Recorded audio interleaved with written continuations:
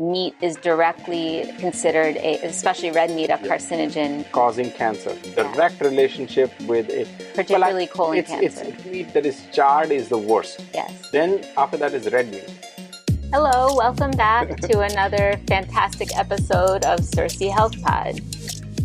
If you listened to our most recent episode, we were talking about all the exciting changes that your body will go through when you transition to a whole food plant-based diet, and of course exactly what a whole food plant-based diet is. So hopefully after listening to those episodes, you have a better idea of all the positive things that come along with that. So today we're going to talk about how do you actually get on that path towards being fully WFPB. Well, okay. Yes, we would like for them to be, but am I technically fully WFPB? No, you're not, and neither am I. And neither are you, right? So when we say fully WFPB, we mean mostly. Okay. Ideally. Good enough. You get the general idea. Yeah. We're going to give you some ideas on how to get to that, hopefully that eventual goal. And speaking of goals, our goal in these podcasts that we're sharing with you is to educate you and also empower you so that you can bid farewell to and or prevent any chronic health issues for good. I'm Dr. Ajoy Prabhu. I am a double board certified MD in both internal medicine, the study of complex adult diseases, and pediatrics, the study of kiddos, of course. I am lucky enough to be able to practice in both the United States and India. And I'm Ajoy Prabhu. I'm a research pathologist, and I help find out the true cause of disease. And that's what I did for a number of years. And I'm hoping that I can shed some light on some of the causes of common ailments and diseases. Yes. In our podcast. Yes. All right. So also my little caveat with all of our podcasts, please make sure before embarking on any new diet or lifestyle change that you check in with your regular doctor, your family doctor, your primary care doctor, whomever it may be. Make sure she or he is aware of what's going on, because she or he knows your health conditions the best and whether or not this type of thing is safe for you long term. We have no idea about your health condition because we don't know you. So what are we talking about? Okay, let's get this started. Let's actually tell them how can they step forward and go towards a more plant-based, like what has happened to us, for example, right? Yeah, of course, we always talk about ourselves. So why not? Why should we not continue the tradition? Yeah. My thinking is, people are at various stages of, what they eat, what they don't eat, what their preferences are. Sometimes they change their preferences. Sometimes they say, no, I'll eat everything. Or sometimes they say, no, you know what? I know my gut doesn't like certain things, and I'm not gonna eat them. Like people who don't eat nightshades variety or grains, right? Which is fine, perfectly fine, because I much rather that people do that, and with that comes a sense of discipline about what they will tolerate and what they will eat, what they will not eat, what they put in their mouth, and that is more important than somebody just saying, just give me anything, I'll eat it. So let's start with the easiest to the hardest. When I say easiest to hardest, I don't mean like, oh, it's very easy for somebody to switch over. I mean like, the closest to a whole food plant-based diet to somebody who's eating everything, I guess, right? Yeah, and today we talk about the whole food plant-based lifestyle, what we want to concentrate on today is diet only, is the diet aspect. Of course, there's other aspects that are just as important as diet, but we're not going to focus on that today. That's for a future episode. Yeah. And also, I want to mention that just because I'm saying easy versus hard, that doesn't mean that the results you see are easy, is faster with somebody who's, let's say, vegan versus somebody who's in fact, everything. It might be the opposite. Exactly. Isn't it amazing? Like, in some cases, it's, Okay. Yeah.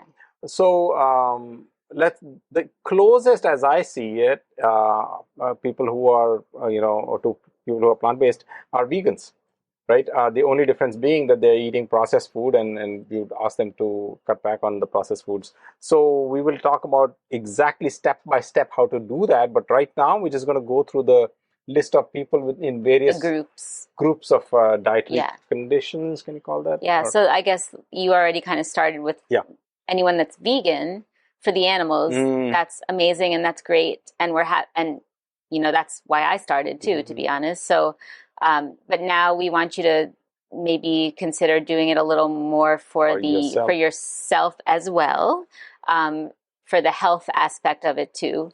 So if you remember from the last podcast, we talked about the difference between vegans and whole food plant-based. And like Ajoy just mentioned, it's the processed food. So, obviously we're not going to ask you to say from tomorrow, no more processed foods ever again. That's not practical. If you can do that, more power to you, but I certainly know that I cannot do that. We just ask you to reduce your processed food and just be aware of what you're eating. Probably in the long run to eat and prepare more of your own foods, or have more of your own foods prepared specifically for you, or maybe to order from Circee Eats. You notice we keep plugging our future baby. So Circee Eats is still in its embryo form right now, but Circee Eats will have delicious whole food plant-based meals that... What do you mean plugging the baby? I don't know, that sounded weird. Putting in a plug for the baby. Okay, moving on. So basically, this is what I'm 99.9% vegan, probably about 70% whole food plant-based, right? I still occasionally will cheat and have a vada pav or some pani puri, which is delicious, but is certainly not unprocessed. I think the main thing is don't completely deny yourself. We've said this in other podcasts too. If you completely deny yourself of your indulgences, then you'll end up binging or gorging on them more in the long run. And remember also what we said in the last podcast, that as your taste buds change, you will crave things less. This has happened to me in the transition from vegetarian to vegan. I talked about my love for paneer, and now it's turned my love for regular ice cream. Actually, I just can't do it anymore. So because of how I feel afterwards, and also actually while eating it. But anyway, that's a whole other issue. So that's vegan versus whole food plant-based. Not a lot to change, but it actually can be quite difficult and quite a process. So it's something you have to take stepwise, not all at once. Do you want to talk about the next one? Yeah, I was thinking more in terms of vegetarians that are, when I say vegetarian, I mean like people who don't even eat eggs, but are either still eating dairy, like for example, they drink milk or they have yogurt or buttermilk and so on. Dahi, paneer. Which was the last one for you, I think. The last one that you stopped. Because I really like the peanut yogurt now. It's amazing. Which is completely vegan, and which has actually been made by Indians, which I didn't realize this is not something new. And that's something we'll hopefully have as one of our food options, one of our recipes to share with you. But it's delicious and super healthy. Probably the healthiest vegan curd you can get. So we digress. And what I was actually trying to say before I was interrupted is that there are we ourselves know people who are kind of like they don't really care for yogurt and stuff like that, but they're like, oh, I have to eat it because it gives me probiotics, and or I have to drink milk because it gives my bones some strength and so on. For those kind of people, I want to tell you that latest medical evidence is quite the contrary. Bones do not get stronger with milk. And probiotics, yes, you can get them from yogurt, but it's not that the yogurt part that is giving you the probiotics, it's the bacteria in it. So you can get the same bacteria in a non-dairy yogurt, which is what we do, right? And remember sorry to interrupt, but the benefit of the probiotics from the yogurt is almost negated by the pro-inflammatory properties of the milk proteins. So just remember that. And same thing with I wanted to mention milk, the yogurt, and I also wanted to give a special mention to your favorite paneer. My former favorite. We've parted ways, paneer and I. Former favorite. I made a 1-minute video on just an analysis of paneer, and the analysis will actually shock you. If you look at it by calories, It's 80 or more percent if pure saturated fats. Saturated is bad fat. Bad fat. Solid at room temperature. In paneer. So only a small fraction is actually protein. But people keep harping about paneer being a great source of protein, For vegetarians. And it's not really the case. The great source of protein for vegetarian are really lentils and chickpeas and that kind of stuff. And then what about fish? But wait, don't forget, green vegetables have protein too. Oh, yes, don't forget the green vegetables. Everyone forgets. Broccoli has more protein than beef. Yeah, I think it's the way I remember it is that if you eat a whole head of broccoli, that has more protein. If you were to manage a whole head of broccoli, which is kind of hard, but if you did that, you would surpass the amount of protein that you would get from your protein shakes and a piece of burger and so on. And other foods too that you don't think about that I forget about oats. Oats actually have a lot of protein, believe it or not. Yeah. So another great vegetarian source of protein. Yeah. Anyway. Okay. What about fish? I was asking you before when you went back. It's okay. Fish. So fish, I think one of the issues, there are a couple of issues. One is that by itself, even if the fish was organic or free fresh, range. free range or whatever the heck you call it, there are a couple of problems with it. First of all, unfortunately, our oceans are full of heavy metals now.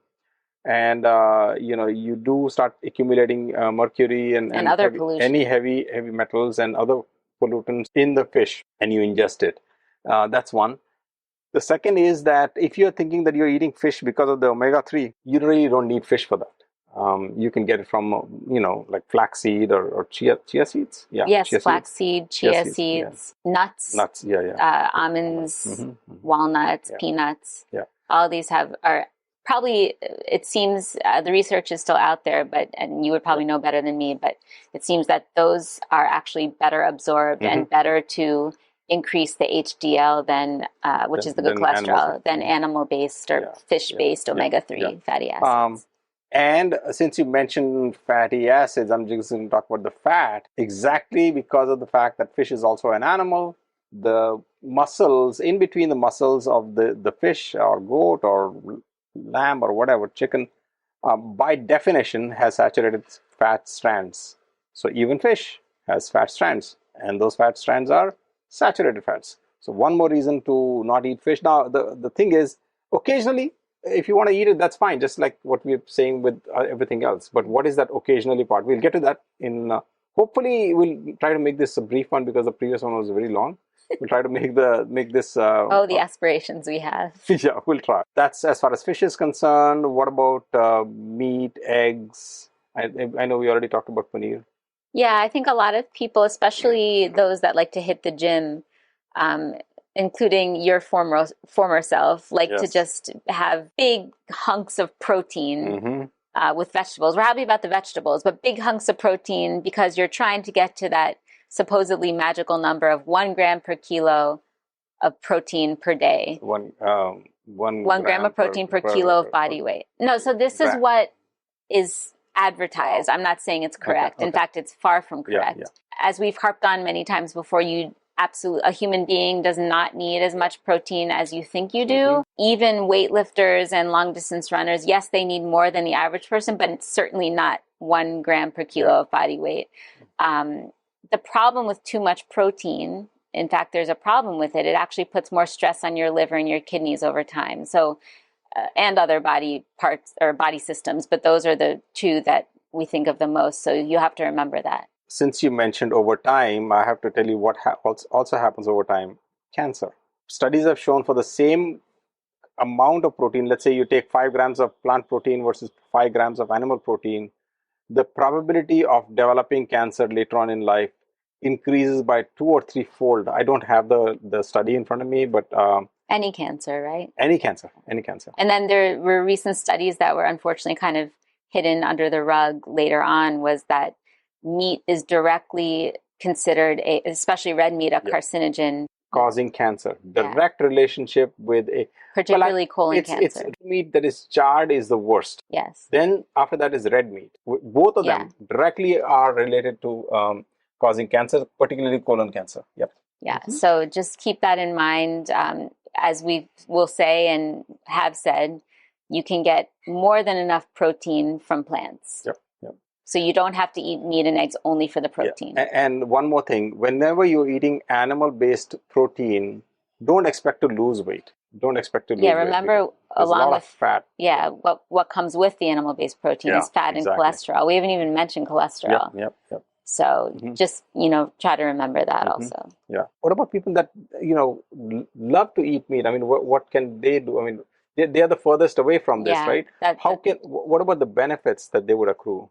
People that love meat or people that love dairy a lot too, I guess. People that absolutely love something that we want you to decrease, it will be the most difficult for you to decrease it, I guess, to get rid of it over time. So for the meat lovers, thankfully there's a lot more for your transition time. There's a variety and options for meat substitutes now on the Indian market and worldwide. So that's, if you really want to have a chicken sandwich or a hamburger or even cheese, there's lots of options for alternatives.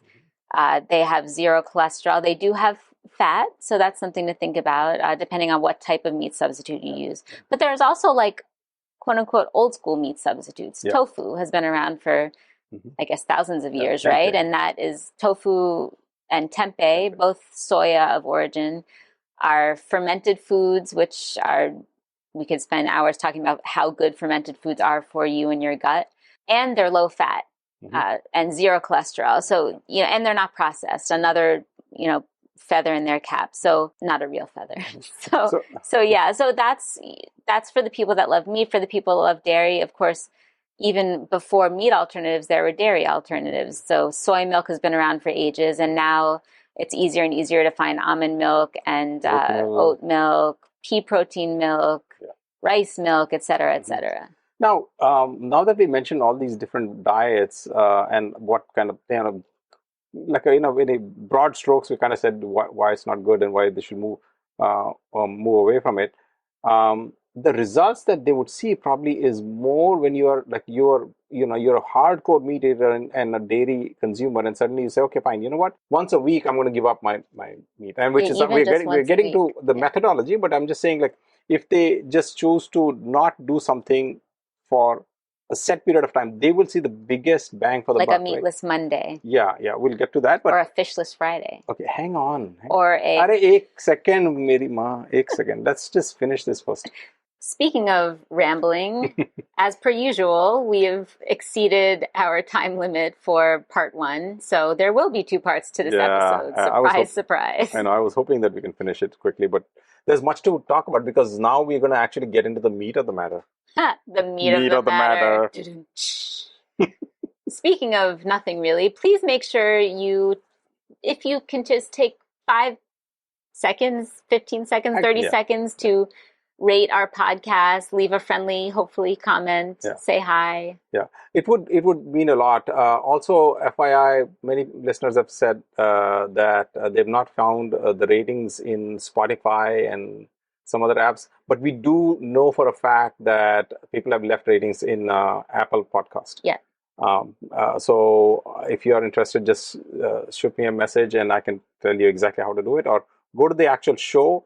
And down at the bottom, you'll see where the stars are. It says ratings. Click on that, and you should be able to click on the star and hopefully not a 1 star. Hopefully the 5 stars. Well, we'll see.